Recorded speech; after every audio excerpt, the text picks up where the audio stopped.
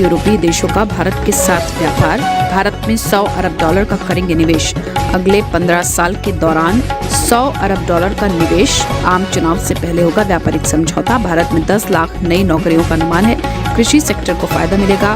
EFTA में Switzerland Bharat का सबसे बड़ा व्यापार। ब्लूमबर्ग ने और रॉयटर ने, उसके बाद हमें वो इंडियन मीडिया में भी रिपोर्ट होती हुई खबर मिल रही है, और खबर ये है, और वो ये है कि स्विट्जरलैंड 100 बिलियन डॉलर्स इंडिया में इन्वेस्ट करने जा रहा है। एक ट्रेड पैक्ट की बात की जा रही है। देखिए, दिस इज 2024। इंडिया की जो ट्रांसफॉर्मेशन है, वो कहते हैं जी कि हमें जो जीरो एमिशंस पे जाना है बाय 2070, लॉन्ग टाइम अगो। सो उनका एक बड़ी मार्केट होना, एक बड़ा बाहर होना, एक के तौर पे वो समझता है मैं क्या करना है। खबर ये है कि 100 बिलियन डॉलर की इन्वेस्टमेंट स्विट्जरलैंड इंडिया में करने जा रहा है। तकरीबन 1 मिलियन के करीब जॉब्स वहां पे देने जा रहा है। कि अब से पहले तक ये कहा जा रहा था कि भाई पाकिस्तान में पॉलिटिकल स्टेबिलिटी नहीं है, जिसकी वजह से फॉरेन इन्वेस्टर पाकिस्तान में नहीं आ रहे। क्या अब इलेक्शंस के बाद पाकिस्तान में पॉलिटिकल स्टेबिलिटी हो जाएगी? क्या जैसे इंडिया में 100 बिलियन डॉलर की इन्वेस्टमेंट स्विट्जरलैंड करने जा रहा है, क्या हमारे यहाँ 100 बिलियन की बजाय 10 बिलियन की भी कोई इन्वेस्टमेंट करना चाहेगा? ब्लूमबर्ग में शामिल है, और उसमें जो है उसमें कहा गया है कि India eyes 100 billion dollars investment from Switzerland and Norway. और इसमें एफ्टा ग्रुप है। EFTA group closing in on free trade agreement after 16 years. ये एक चीज़ है जो सारी बातें खटक रही है। ये तमाम जो लोग हैं उनको ये चीज़ खटक रही है। अब पाकिस्तान सारी बात है, सारी गेम से बाहर है। पाकिस्तान को तो पता ही नहीं कि हमने चीज़ों को लेके कैसे चलना है, और ना ही हमारी हुकूमत का ये कोई प्राइमरी इंटरेस्ट है। गो के जय हिंद दोस्तों, अब तक आप लोगों ने सुना होगा कि भारत में यूएसए इन्वेस्टमेंट कर रहा है बिलियंस ऑफ डॉलर, अरब देश इन्वेस्टमेंट कर रहे हैं billions of dollar, Russia investment कर रहा है, फ्रांस इन्वेस्टमेंट कर रहा है। लेकिन लार्जली यूरोप के जो हिस्से थे वो इतने खबर में नहीं आते थे कि वो भारत में इन्वेस्टमेंट कर रहे हैं। लेकिन दोस्तों, बहुत बड़ी खबर निकल के आई, आप लोगों को पता चल भी क्या होगा कि EFTA देशों की तरफ से भारत में 100 बिलियन यूएस डॉलर का निवेश होने जा रहा है। EFTA देशों में प्रमुख देश बात की जाए तो स्विट्जरलैंड है, वैसे नॉर्वे भी है, और 2-3 छोटे देश हैं यूरोप के, लेकिन उनकी इकोनॉमी बहुत अच्छी खासी है। तो वो मिला के टोटल 100 बिलियन डॉलर भारत में इन्वेस्ट करने जा रहे हैं, और जिसके एवज में भारत के मोर देन 10 लाख लोगों को रोजगार मिलने वाला। तो 10 लाख लोगों को रोजगार मिलेगा। और आप लोग 100 बिलियन डॉलर को इस तरीके से समझ सकते हैं कि पाकिस्तान इस समय 3 बिलियन यूएस डॉलर के लिए IMF के घुटने चाट रहा है, पैर चाट रहा है, आप इस तरीके से समझ सकते हैं। और 100 बिलियन डॉलर काफी बड़ा अमाउंट होता है। जब ये भारतीय मार्केट में इतना बड़ा रुपया आएगा तो आप देखेंगे किस तरीके से भारत की अर्थव्यवस्था को एक बूम मिलेगी। और इसी तरीके से अगर ऐसे इन्वेस्टमेंट होते रहे तो भारत बहुत जल्द तीसरी बड़ी अर्थव्यवस्था बनके उभरेगा पूरी दुनिया में।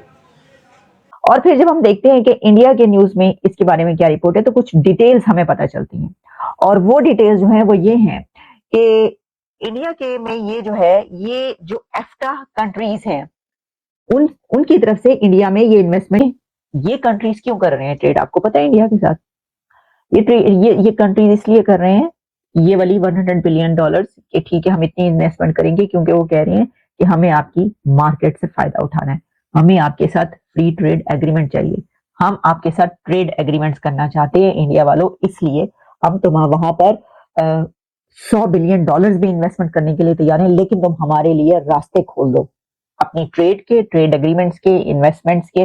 वहां से जो है हम जो भी हम हमारे लिए जो बेनिफिशियल है, जो हम वहां से हासिल कर सकते हैं, हम करना चाहते हैं, तो आप हमारे लिए दरवाजे खोलें। इंडिया ने कहा सत्ते खाना 100 बिस्मिल्लाह आ जाए जी, ठीक है दरवाजे। इंडिया तो वैसे पूरी दुनिया से ट्रेड कर रहा है, उसको क्या मसला है इसमें? तो अब आप ये देखें कि सिर्फ वो कंट्रीज जहां से अभी तक हम कह रहे थे कि देखिए यूएई, अरब कंट्रीज जो कभी पाकिस्तान की तरफ हुआ करते थे, उनसे कितने अच्छे ताल्लुकात होते थे, वो इंडिया की तरफ चले गए। लेकिन अब जो यूरोप है, यूरोपियन कंट्रीज भी किस तरीके से ट्रेड करना चाहते हैं और इन्वेस्टमेंट करें इंडिया में। अब ये जो इन्वेस्टमेंट है ना, ये इंडिया के उन टारगेट्स का ही हिस्सा है जो उन्होंने बना रखे हैं कि 2047 तक हमने यहाँ पर पहुंचना है, और 7 ट्रिलियन या कितने ट्रिलियन, मतलब 47 ट्रिलियन जितने भी हैं, वहां तक हमने अपनी इकोनॉमी लेकर जाना है। ये उन टारगेट्स का हिस्सा है। अभी आपको ये देख रहे हैं ना कि अब यूरोपियन कंट्री भी 100 बिलियन डॉलर्स डाल रहे हैं, इससे पहले अरब कंट्रीज ने भी इतने बिलियन डॉलर्स। तो पूरी दुनिया से ये जो इन्वेस्टमेंट आ रही है ना, तो ये उनके उन टारगेट्स को अचीव करेगी, ये वाली इन्वेस्टमेंट और पैसा, कि जो उन्होंने टारगेट्स अपने बना रखे हैं नेक्स्ट 3 इयर्स में, थर्ड लार्जेस्ट, और फिर आगे चलते चलते जो जो कुछ भी हम उस पर बात करते रहते हैं। ये है जनाब सूरत हाल। ठीक है जी, तो सच जान के जियो। अब ठीक है, अब ऐसा ही हो रहा है तो ये तो होगा। मैं आपको पहले ये सब तो हम पहले ही बता चुके हैं, और मैं ये कह चुकी हूँ आपको कि आप देखें वो और दूसरे नंबर पे भी खबर ये है, $100 बिलियन की इन्वेस्टमेंट जा रही है इंडिया में स्विट्जरलैंड की तरफ से। क्या पाकिस्तान में इस तरीके से इन्वेस्टमेंट आ सकती है, पॉसिबल है या नहीं? इसका इस तरह से है कि आपके फर्ज करें इलेक्शन हो गए, आप पूछ रहे हैं इन्वेस्टमेंट क्यों नहीं आती। जब आपकी प्रोडक्शन इस कदर महंगी हो जाएगी, आपके बिजली इस कदर एक्सपेंसिव है, आपके पास एक्सपीरियंस लेबर फोर्स नहीं है, आपका जो मुल्क के अंदर लोग हैं वो इन्वेस्ट करने को तैयार नहीं है, तो बाहर से कैसे कोई आएगा। आपने बोला जैसे बांग्लादेश की, चाइना की, या खास तौर पे अगर इंडिया की बात करें, कैसे वहाँ पे लेबर वर्क के ऊपर काम किया जा रहा है, वहाँ पे जो है वो स्किल्ड लेबर के ऊपर काम किया जा रहा है, क्यों वहाँ पे इन्वेस्टर क्यों आ रहे हैं आपके ख्याल से? क्या सिर्फ ये वजह है कि वो मार्केट बड़ी है, क्या सिर्फ ये वजह है कि उनकी आबादी ज़्यादा है, या उसके ऊपर ट्रस्ट इशू भी आ जाता है, पॉलिटिकल स्टेबिलिटी भी आ जाती है, क्या ये भी चीज़ें? जिन्हें मेनली देखें, सारा कुछ तो है ना पॉलिटिकल स्टेबिलिटी ड्राइव करती है। फिर उसके बाद आपकी कितनी पॉलिसीज अच्छी हैं वो आपको ड्राइव करते हैं कि आपकी पॉलिसीज ऐसी हैं कि वो उस तरह। इंडिया ने सॉफ्टवेयर इंडस्ट्री के ऊपर फोकस किया, बांग्लादेश ने रेडीमेड गारमेंट्स के ऊपर फोकस किया। अब वो जितना भी उनका वर्क फोर्स है वो सारा का सारा वो उस तरह उन्होंने डेवलप किया है, जिसकी वजह से वो सारा कुछ आना शुरू हुआ। जब वो आपके पास बहुत ज़्यादा आपको पता चले, किसके ऊपर वर्क किया? हमने अपने आप को तबाह करने के ऊपर फोकस किया। सर आपसे मज़ीद भी बात करूंगा, आप इस हवाले से क्या कहना चाहेंगे? जो सर ने गुफ्तगू की, आप क्या उससे एग्री करते हैं? और सेकेंडली मैंने उनसे एक सवाल किया, क्या वजह है नेबर कंट्री में क्यों इन्वेस्टमेंट जा रही है? क्या सिर्फ ये वजह है कि उनकी मार्केट बड़ी है, उनकी आबादी ज़्यादा है, तो इसलिए फॉरेन इन्वेस्टर वहाँ पे आ रहे हैं, या वहाँ पे कोई ट्रस्ट उनके ऊपर किया जा रहा है, या पोलिटिकल स्टेबिलिटी है, वहाँ की गवर्नमेंट स्टेबल है, इस वजह से वहाँ पे इन्वेस्टर आ रहे हैं? देखिए, इनमें जो एहसन भाई ने दो बातें की हैं, और पहले दो पॉइंट्स जो उन्होंने किए हैं, पॉलिटिकल स्टेबिलिटी, इस पर भी मैं एग्री करता हूँ, वर्क फोर्स स्किल्ड, इस पर भी एग्री करता हूँ, लेकिन मैं कुछ इसमें एडिशन करना चाहता हूँ। आपने जैसे बांग्लादेश की एग्जांपल दी है, तो टेक्सटाइल इंडस्ट्री में आप अगर देखें 2008 से पीछे आप चले जाएं तो पाकिस्तान जो है टेक्सटाइल इंडस्ट्री में, पाकिस्तान की जो आपकी सुदर मंडी फैसलाबाद की मंडी है, जो मैनचेस्टर ऑफ एशिया के नाम से जानी जाती है, ठीक है, ये दुनिया की दूसरी बड़ी टेक्सटाइल इंडस्ट्री कह सकते हैं। एशिया में तो नहीं, क्योंकि एशिया में तो और भी कंट्रीज, चाइना आ जाता है, इंडिया आ जाता है, वो उसे कम्पीट करना। देखें 2008 से पहले पाकिस्तान से ना चाइना आगे था जी, टेक्सटाइल सेक्टर की, सिर्फ टेक्सटाइल सेक्टर की बात कर रहा हूँ मैं, ठीक है ना, आपका इंडिया आगे था। अब सेकेंडली बात करते हैं कि जी उधर क्यों चले गए। अब देखें, पहली चीज़ तो ये, उस वक्त पॉलिटिकल सिचुएशन बिल्कुल ठीक थी। 2018 से लेकर 13 तक जरदारी साहब का दौर था। तो मसला ये था कि आपकी जो कॉस्ट थी, आपके जो रिसोर्सेज थे, आपकी जो एनर्जी थी, वो आपने कॉस्ट ने इतनी हाई कर दी थी, आपने इन्वेस्टर्स को, लोगों को इतना मजबूर कर दिया था। इन्वेस्टर कोई भी होता है ना, देखें, वो देखता है कि उसको प्रॉफिट कहाँ से ज़्यादा मिलेगा। तो आप 2008 से लेकर 2013 तक जितना भी इन्वेस्टर फैसलाबाद का ले लें या पूरे पाकिस्तान का ले लें, सारा उठ के चला गया बांग्लादेश में। क्यों? क्योंकि बांग्लादेश की मार्केट ने उस वक्त इनको कैप्चर किया, उन्होंने इनको फैसिलिटीज़ दी जी, सब्सिडीज़ दी, फैसिलिटीज़ दी, जगह दी, उन्होंने उनको अच्छी पॉलिसीज़ ऑफर की, ये लोग सारे उठ के वहाँ चले गए।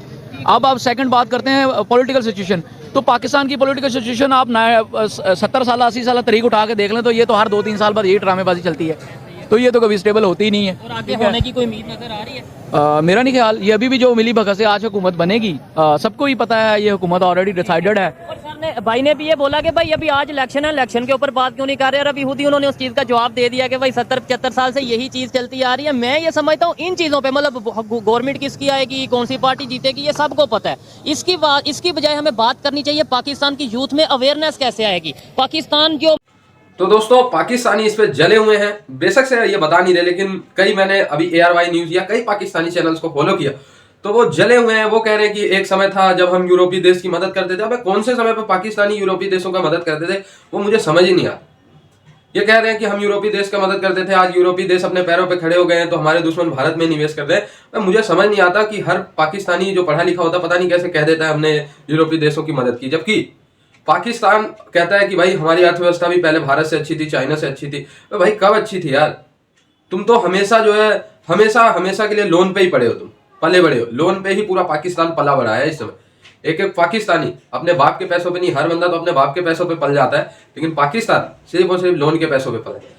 खैर दोस्तों, इनकी बात छोड़ते हैं, लेकिन $100 बिलियन का निवेश, यानी मेरे ख्याल से अगर मैं बात करूं तो लगभग 8 लाख करोड़ भारतीय रुपए में हो जाएगा, इसी के आसपास, ऊपर नीचे भी हो सकता है। लेकिन भाई बहुत ह्यूज अमाउंट है।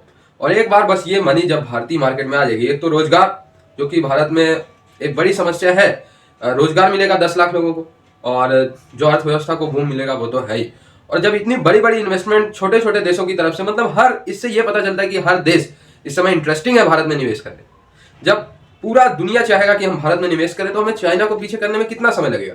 इस समय दोस्तों पूरी दुनिया चाहती है कि चाइना में हमारा इन्वेस्टमेंट ना हो, जो इन्वेस्टमेंट है वही बस चाइना में चल रहा है, नई इन्वेस्टमेंट नहीं हो रहा है चाइना में। नए इन्वेस्टमेंट के लिए भारत एक हब बन गया है। आप लोग देख रहे हो ना, अभी खबर आता था कि भाई फ्रांस से निवेश हो गया, ऑस्ट्रेलिया से निवेश हो गया, यूके से निवेश हो गया, यूएसए से निवेश हो गया, अरब देशों ने निवेश कर दिया, अब तो EFTA देशों ने भी निवेश कर दिया। तो बहुत बड़ी बात है भारत के लिए कि पूरी दुनिया देख रही है कि हम इन्वेस्टमेंट करेंगे तो भारत में करेंगे, और अगर इन्वेस्टमेंट करेंगे तो अर्थव्यवस्था बढ़ेगी, और अर्थव्यवस्था बढ़ेगी तो भारत का नाम, भारत का सिक्का चलेगा। आई होप ये वीडियो आपको अच्छा लगा, जुड़े रहे ऐसी वीडियोस के लिए। तब तक के लिए धन्यवाद, जय हिंद।